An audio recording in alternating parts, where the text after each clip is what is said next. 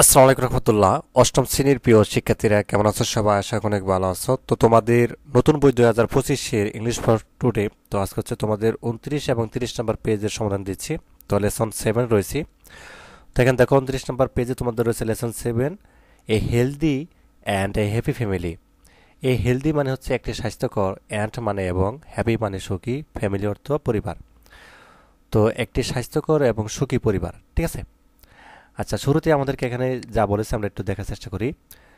A locate the picture, এই পিকচারের দিকে তাকাও, দেন তারপর আক্স জিজ্ঞাসা করো, অ্যান্ড এবং আনসার উত্তর দাও, দ্য কোশ্চেন প্রশ্নগুলোর অ্যাবাউট ইট এ সম্পর্কে, ঠিক আছে।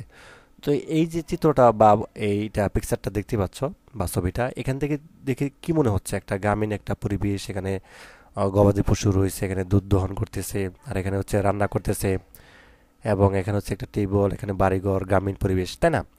তো এটা হচ্ছে তোমাদের এই। তো শুরুতে দেখো এখানে আমাদেরকে কোশ্চেন করা হয়েছে বা প্রশ্ন করা হয়েছে এখানে তিনটি। শুরুতে তিনটি প্রশ্ন করা হয়েছে, যেমন what do you see in the picture.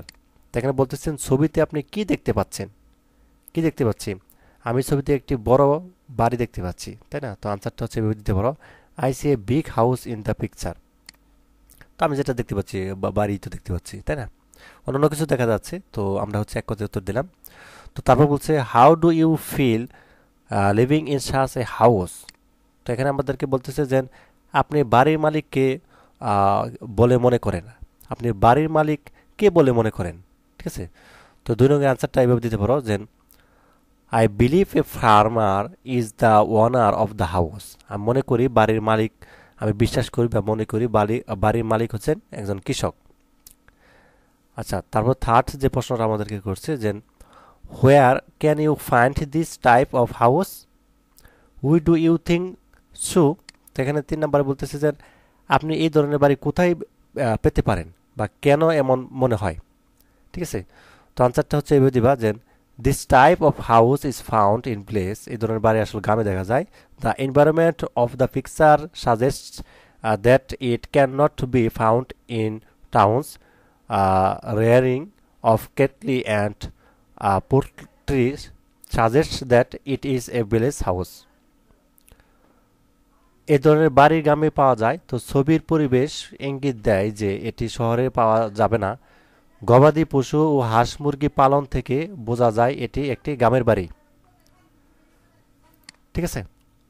তো তারপর দেখো এখানে 30 নম্বর পেজে চলে আসলাম। তো এটা দেখার আগে তোমাদের জন্য একটা অ্যানাউন্সমেন্ট এবং সুখবর। তো সেটি হচ্ছে যে এই ভিডিওটির কমেন্টে এবং ভিডিওটির ডিসক্রিপশনে একটা লিঙ্ক দিয়েছি, ঠিক আছে।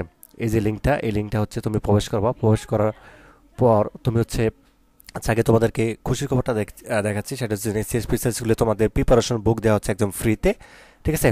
যেমন এখানে দেখতেছো অষ্টম শ্রেণীর বিজ্ঞানের প্রাণীজগতের শ্রেণীবিন্যাস একটা অধ্যায়ের একটা সম্পূর্ণ একটা দেওয়া আছে। তো একই সাথে অল ইন ওয়ান প্রিপারেশন বুক, এটা হচ্ছে কিন্তু একদম ফ্রিতে কিন্তু ডাউনলোড করতে পারবা। সেটা কিভাবে দেখাচ্ছি। তো এখানে কি কি থাকতেছে, এখানে হচ্ছে তোমাদের একই সাথে বই বা হচ্ছে গাইড বা একজন টিচারের কাজ করতেছে, সুন্দর করে হচ্ছে সবকিছু সংজ্ঞা ব্যাখ্যা সহ বা এমসিকিউ সিকিউ সবকিছু সুন্দরভাবে দেওয়া আছে, ঠিক আছে। তো যাই হোক, তুমি যেটি করবা, এই যে লিঙ্কটা দিয়েছি এখানে ক্লিক করবা, ঠিক আছে। আমি যদি এখানে ক্লিক করি, দেখো একটা নতুন একটা পেজ এরকমভাবে নিয়ে আসবে। তো এখানে জাস্ট তোমাকে কিছুই করতে হবে না, এখানে তোমার হচ্ছে জাস্ট তোমার নামটা লিখবা, নামটা লিখবা বাংলায়, এবং হচ্ছে যে অষ্টম শ্রেণী এখানে ক্লিক করবা।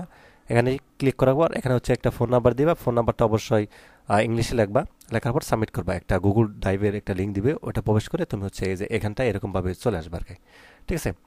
তো যা হোক, অবশ্যই তোমাদের জন্য আমি বলবো যে বড় সুখবর, এরকমভাবে আসলে ফ্রিতে আসলে কেউ কোনো কিছু এভাবে হচ্ছে দেয় না। আমি যে তোমাদেরকে এটা দেখাই বইটা, বা হচ্ছে বই বলবো না, এটা আসলে প্রিপারেশন বুক, ঠিক আছে। অর্থাৎ অল ইন প্রিপারেশন বুক।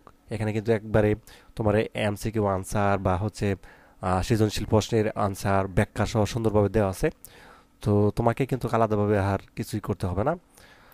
আচ্ছা, তারপরে এখানে দেখো বি নাম্বার বলছে লিসন শুনো টু দ্য টিচার অথবা CD and answer the following question. তো এখানে বলছে কি শিক্ষকের কথা শোনো অথবা সিডির কথা শুনুন এবং নিম্নলিখিত প্রশ্ন উত্তর দিন। তো এখানে দুটো প্রশ্ন করছে দেখো আমাদেরকে, how far is Shakib's house from his school. তো এখানে বলতেছে যে সাকিবের বাড়ি তার স্কুল থেকে কত দূর। ফার মানে দূরত্ব বোঝায়। তো এখানে আনসারটা হচ্ছে এভাবে দেবা, আনসারটা হচ্ছে যেটা Shakib's house is about 4 kilometres away from his school. তো সাকিবের বাড়ি তার স্কুল থেকে প্রায় 4 কিলোমিটার দূরে। তারপর 2 নম্বরটা বলছে দেখো, which Sakib house free from mosquitoes, অর্থাৎ সাকিবের বাড়ি মশামুক্ত কেন। ঠিক আছে, তো এটা হচ্ছে আনসারটা এইভাবে দিবা যে Sakib house is a free from mosquitoes because Sakib's mother's always keep their home and are clean neat and ready. সাকিবের বাড়ি মশামুক্ত কারণ সাকিবের মা সবসময় তাদের বাড়ি উঠান পরিষ্কার এবং পরিপাটি রাখেন। আচ্ছা, এরপরে দেখো আমাদের ট্রু ফলস দেওয়া আছে। তো লিসন মানে শোনো, এগেইন এবং হচ্ছে রিড অর্থাৎ লেখো true or false against each of the following statements. তো এখানে ট্রু ফলস দেওয়া আছে 5টা। যেমন এখানে বলছে Shakib's family lives in a remote town. সাকিবের ফ্যামিলি রিমোট টাউনে আর কি বসবাস করে, এটা কিন্তু ফলস হবে। ঠিক আছে, তো এটা কারেক্ট আনসারটা হবে Sakib family lives in remote ভিলেজে কিন্তু থাকে, মানে গ্রামে থাকে। আচ্ছা, তারপরটা হচ্ছে he has no brothers or sister, তার কোনো ভাই এবং বোন নেই, এটা হচ্ছে ট্রু। আচ্ছা, 3 নম্বর বলছে হিজ প্যারেন্টস, তার parent do not know how to read or right, তার প্যারেন্টস বা পিতামাতা হচ্ছে কিছু লেখে না বা ই করে না। তো his parents know how to read or write, তারা কিন্তু লেখে বা ই করে। আচ্ছা, his mother is an excellent cook, তার মা অনেক ভালো রান্না করেন, এটা ট্রু। আর সাকিব ডাজ নট এবং পার্টিসিপেট ইন ক্লিন অ্যাক্টিভিটিস এ হুড, অর্থাৎ সাকিব কোনো পার্টিসিপেট করে না যে ক্লিন বা পরিষ্কারের মধ্যে বাড়ির মধ্যে। তো এটা ফলস হবে, এটা কারেক্ট আনসার কি হবে Sakib participate in clean activities at home. ঠিক আছে।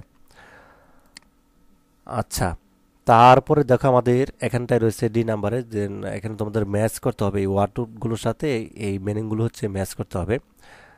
রিমোটের সাথে অর্থাৎ আইসোলেটেড এটা হবে, লিটারেট। ঠিক আছে, লিটারেটের সাথে হবে তোমাদের যে able to read or right, এটা হবে। ঠিক আছে, এগুলো অর্থ যে লিটারেট মানে হচ্ছে শিক্ষিত, তো এটার সাথে হচ্ছে তোমাদের able to read and right মানে লিখতে পারতে বা বলতে এবং লিখতে পারে আর কি, এরকম বোঝাচ্ছে। তো অ্যান্সারটা তোমাদেরকে যদি একটু দেখাই, তো প্রথমটা হচ্ছে রিমোট মানে দূরবর্তী, তো এটার সাথে হবে বিচ্ছিন্ন মানে আইসোলেটেড। আর শিক্ষিত লিটারেট, শিক্ষিত এটার সাথে হবে তোমাদের এটা able to read and right, পড়তে বা লিখতে সক্ষম। আর সুস্বাদু অর্থাৎ ডিলিক্রাস, এটার সাথে হবে সুস্বাদু, এটার সাথে হবে তোমাদের হ্যাভিং এ ভেরি প্লেস্টেন আর একটি খুব মনোরম সুস্বাদু স্বাদ হচ্ছে। তারপর সচেতন, এটার সাথে হবে তোমাদের যেটা প্রথমটা কিছু সম্পর্কে জানা, নোন অ্যাবাউট সামথিং। আচ্ছা, ক্ষতিকর হার্মফুল কত ক্ষতিকর, এটার সাথে হবে দ্যাট কাজ হার্ম টু ইউর হেলথ, এটা হবে যা আপনার স্বাস্থ্যের ক্ষতি করে। এবং সংক্রামক অর্থাৎ কন্টিউক্স, তো এটা সংক্রামক, এটার সাথে হবে তোমাদের যেটা 2 নম্বরটা অ্যাবাউট ইট ডিসার্স the speeds from one present the mother, একটি রোগ সম্পর্কে একজন থেকে অন্যজনে ছড়িয়ে পড়ে আর কি। তো যাই হোক, এই ছিল আজকের ক্লাস। ধন্যবাদ সবাইকে ভিডিও দেখার জন্য। পরবর্তী পর্বে হচ্ছে আমরা 31 নম্বর পেজ থেকে শুরু করব। আল্লাহ।